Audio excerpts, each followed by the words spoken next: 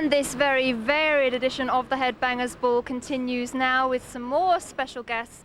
And right now I'm joined by Shaw and Jan from Canadian band Big House. And welcome to MTV in London, of course. Thank you. This is very cool to be here. Thanks very much. Right outside the famous Marquee Club in London, where you're playing tonight as support to Electric Boys. Now, how does it feel for you guys to be on tour in the UK? Oh, it's been really great. We didn't really know what to expect. We heard the audiences were great, but it's proven to be better than we could have expected, even for a support slot. So. And do some of your influences come from like Europe as well? Absolutely, I can think of about a dozen, from Led Zeppelin to the Sex Pistols. There you go. That pretty much sums it up, actually. Now, you two in particular started out in a hardcore punk band, I think I'm right in saying, but that doesn't seem to have come through in the music of Big House. Now, why have you kind of changed direction from those days? Well, I guess the fact that it's close to 10 years ago now that we were in a hardcore band, I think we just kind of progressed musically, and the better we got on our instruments, the more we started to head towards, I guess, mainstream rock and roll, and that's how it evolved. I mean, a lot of people ask us, you know, it seems like night and day, but for us it seems like a real natural progression, and we still have a ton of attitude in our music, and it's pretty punky, right, so, you know. Yeah. I'm still a punk. You ask me what I'm not a metalhead, I'm a punk. And yeah, it has to do with, we've always played original music, for one thing. In Canada, a lot of the rock bands were always playing covers and tributes. That's one thing we kept from the hardcore days, was original music. And all that energy too as well. All the sweating, drippy raunchiness that's still there. Well, we shall see a bit of that later on, because we are going to check you out live on stage here at the Marquee. Now, back home in Canada, you are a big band at the forefront of the scene. How does it feel to have to adapt to almost like starting from scratch again over in Europe? Well, it was like basically the same situation we were in about a year ago in Canada, where we were still fighting to gain an audience that we were known in the independent scene, but not really known to a broad audience, and we just kept plugging away and playing away, and then when we released our album, we had a couple singles do really well for us, and it all went from there, and so now we're a headlining act in Canada.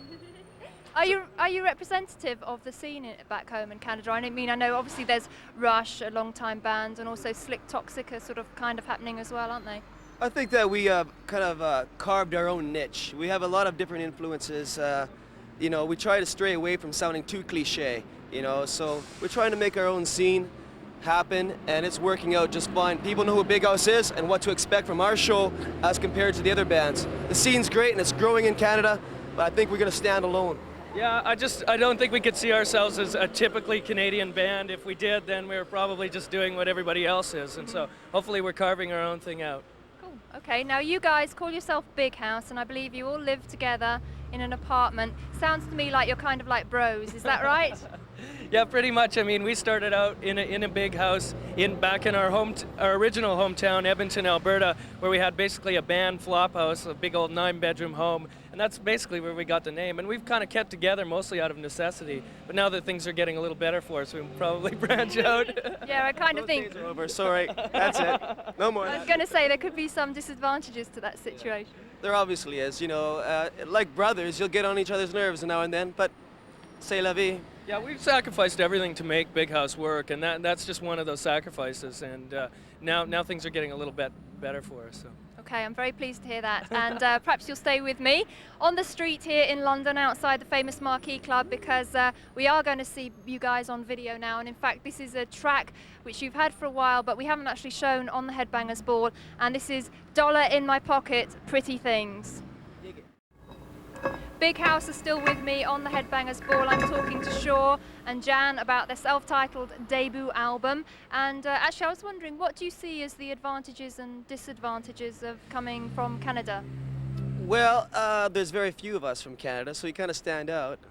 And coming from Canada, it's really hard to gig there because the markets are very small and scattered. So you can play around Toronto for a couple weeks, and then that's about it. You know, and I guess that would be summing it up, really. I really don't know. I guess our biggest advantage as a band from Canada is that we've been able to, you know, kind of select our influences and been sheltered enough so that we could create our own thing. And so when we come over here or in the United States, people go, make us, you know, do a second take and check us out and see what we're all about. And I think that's what's making a difference right now. Crikey, bus action. Now, I would describe your music as a raunch and roll. I don't know if you're happy with that description, but also the album does show some different sides to your music as well. There is some romance, some love. Could you, pardon? Pop, pop, pop. Can you talk a little bit about some of the songs and what they represent? Well, we're really eclectic music listeners, and so we kind of take all of those different influences and apply them to the music we write. We write song on a song-by-song basis as opposed to trying to be one kind of cool thing, you know. We try to create different types of songs with different moods, you know. And lyrically, Jan goes on a million tangents, really. I hope that people can get a bit of positivity out of the lyrics. Like a song like Angel on My Arm is about people helping other people. And a ballad like Baby Doll isn't a ballad just boy-girl situation. It's about jealousy. And I hope people can take these things out of the lyrics, you know, I really hope so. But they're mostly about having fun, you know, and feeling good, positively.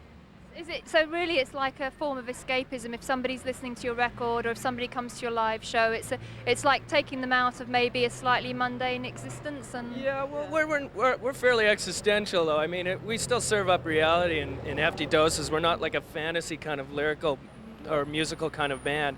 We just try to be fairly well-rounded in all that, you know, we do. Like I said, we don't sit down and go, we're this way. We write songs and let that kind of form us.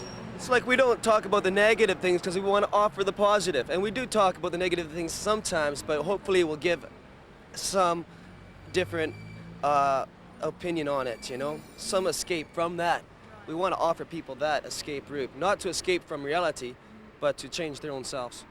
Okay. One song I did want to point out, one of my favorite songs on the album is LA. Now, you wrote a song about LA, I want to know why, and also it seems, you know, correct me if I'm wrong, but it seems a little maybe sarcastic. Well, definitely there's a lot of tongue-in-cheek humor in it. It's about a long-distance love affair, you know, and, you know, probably everyone that you know has been involved in situations like that where you just can't get it on, and there's a lot of distrust happening. So I just wrote it from the point of view that I didn't know what the hell was going on, and I wanted to know.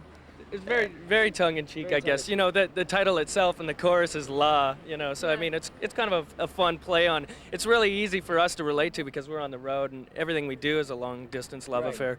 Good, okay. And then really, after this, you're going off to Europe, and then what are you guys up to? Well, yeah, we're going to head over to Europe and do a few dates over there. We're going to head back to Canada, continue to write our second album, and then we're looking at possibly coming back over to England and Europe in September. So hopefully we will.